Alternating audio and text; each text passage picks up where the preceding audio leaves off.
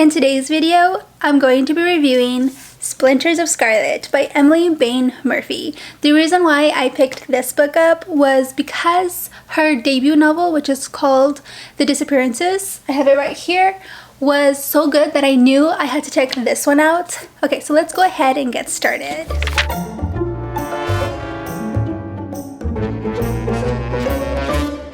This is a standalone novel set in Denmark during the 19th century. It's a historical fiction, YA fantasy where magic users inch closer to death every time they use their special abilities. The constant use of magic fills your body with a deadly ice-like buildup within your veins called the fern. At the top of the story, we learn that our main character Merit has a tragic past, one that is marred with loss and pain.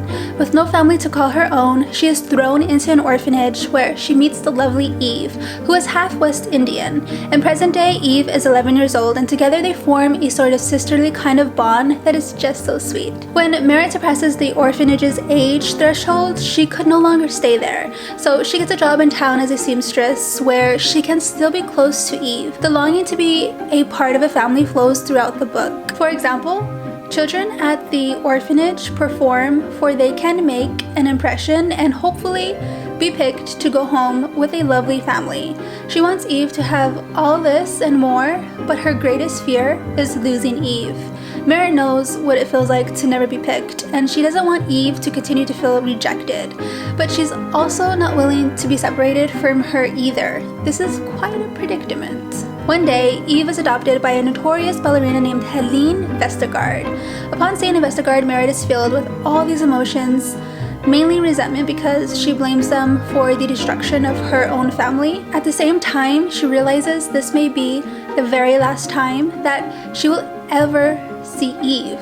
Thus, she begins to formulate a plan that will allow her to remain close to her. The plan that she comes up with requires her to use magic. Before this point, Merit has been completely reluctant to use her magic, or at least very strategic about it because it can be deadly. But this is an emergency as she doesn't want to be removed from Eve's life entirely. Her game plan ultimately pays off, and a job as Helene's personal seamstress is secured. It's not too far-fetched to say that Merit's new job will help her untangle her mysterious past and help her understand the death of her family. In this world, you really don't want anyone to know you have magic. Not only are magic users valuable, but they are also in a perpetual state of vulnerability. Fall into the wrong hands, and that can be the end of you. There's a lot of greed and corruption here still, under the right circumstances and for the right price. There are those willing to use magic, especially if it means the assurance of a steady income. The book examines the morality of exploiting these vulnerable magic users for the purpose of ensuring the rich and powerful have easy access to a nice and cozy, luxurious lifestyle. Like, it's super dangerous to use your magic and to do it on the daily, even though technically it's your choice because you're getting paid for it.